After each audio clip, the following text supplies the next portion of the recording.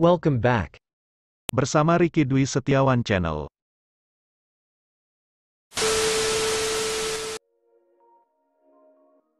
Oke, materi yang Pak Ricky sampaikan pada pertemuan pertama mata pelajaran prakarya kelas 8 yakni materi kerajinan bahan lunak.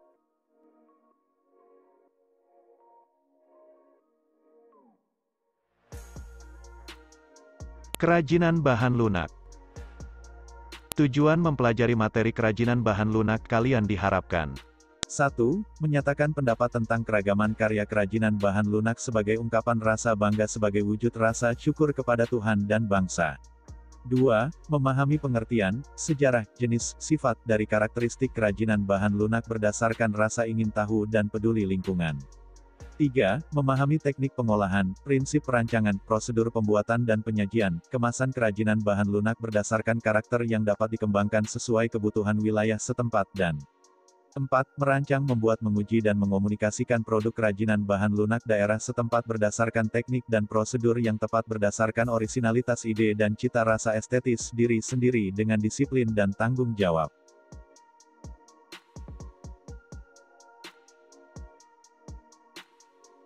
Kalian harus tahu, kehidupan manusia sejak dahulu kala tidak dapat terlepas dari keterkaitannya dengan alam dan kebendaan. Keinginan manusia dalam beradaptasi dengan alam dan lingkungannya begitu kuat, tidak jarang pula terhalang oleh keterbatasan. Namun, justru dengan adanya keterbatasan tersebut, manusia terus mempertahankan kelangsungan kehidupannya.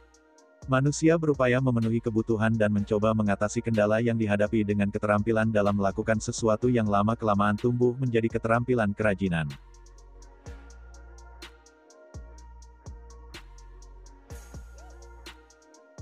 Keterampilan kerajinan lebih mengutamakan keterampilan manual tangan, nilai artistik, estetik, dan pemanfaatan bahan-bahan alam. Perjalanan perkembangan keterampilan kerajinan manusia tampaknya tidak pernah berhenti, meskipun terjadi gejolak sosial dan geografisnya misalnya ledakan perang, bencana alam, musibah, dan wabah. Keinginan manusia untuk maju dan menguasai pengetahuan serta teknologi tetap berkembang. Di antara sekian banyak gejolak budaya yang menjadi sorotan di Nusantara ini adalah seni dan kerajinan.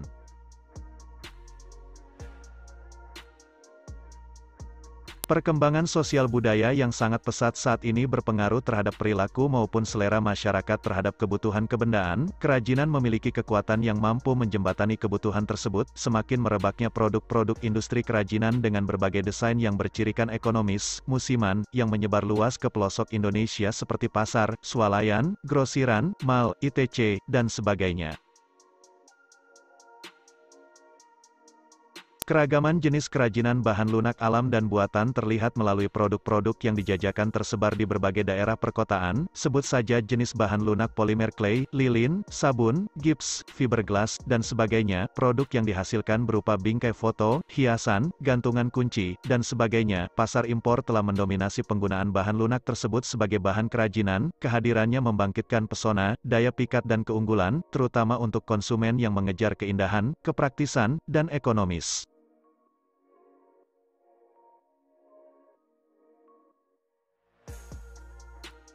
Karakter dan ciri khas kerajinan bahan lunak tercermin jelas dari tekstur corak dan bentuknya yang menampilkan ciri budaya yang melatar belakanginya. Hasil karya kerajinan terwujud dalam berbagai bentuk dan gaya, guna memenuhi berbagai kebutuhan praktis seperti souvenir pesta pernikahan, sarana pesta kostum, pelengkap pesta ulang tahun, souvenir pesta perpisahan, dan perabot kebutuhan hidup sehari-hari.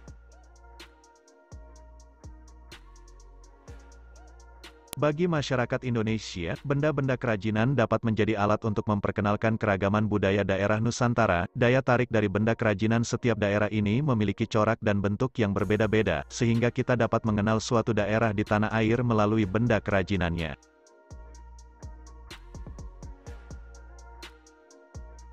Berbagai macam jenis produk kerajinan dari bahan alam sangat banyak dan bervariasi, namun kerajinan yang terbuat dari bahan buatan tidak sebanyak karya dari bahan alam. Bahan buatan yang dimaksud di sini adalah berbagai bahan alam yang mengalami pengolahan dengan diberi tambahan zat kimia sebagai pengubah karakteristik buatan agar mudah dibentuk dan diproduksi. Setelah mempelajari kerajinan bahan lunak alam dan buatan ini, diharapkan kamu dapat menghasilkan produk kerajinan yang berciri khas Nusantara.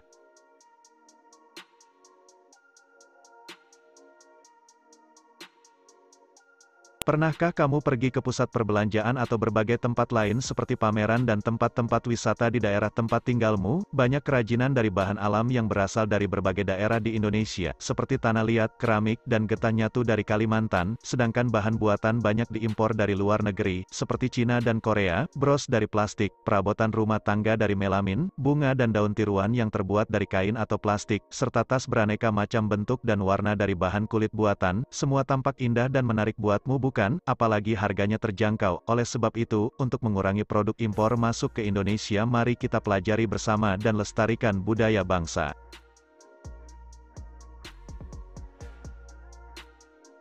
Benda kerajinan dari bahan lunak alam dan buatan dapat diciptakan dan dibuat berdasarkan bentuk dan bahan yang digunakan. Bahan-bahan yang digunakan bisa berupa tanah liat, getah, play-doh, kertas, karton, polimer clay, plastisin, parafin, plastik, gips, semen, fiberglass, sabun, karet, lilin, spon, dan kulit. Teknik yang digunakan juga sangat bervariasi. Di antaranya bisa berupa teknik menggunting, mengecor, menempel, melipat, mencetak, memahat, dan juga membentuk. Semua disesuaikan dengan desain dan jenis bahan yang digunakan. Bahan-bahan yang digunakan memiliki sifat dan karakteristik yang berbeda-beda. Oke, sekian materi kita hari ini, semoga bermanfaat bagi kalian dan tetap semangat untuk belajar. Jangan lupa subscribe, like, share dan komen. Terima kasih.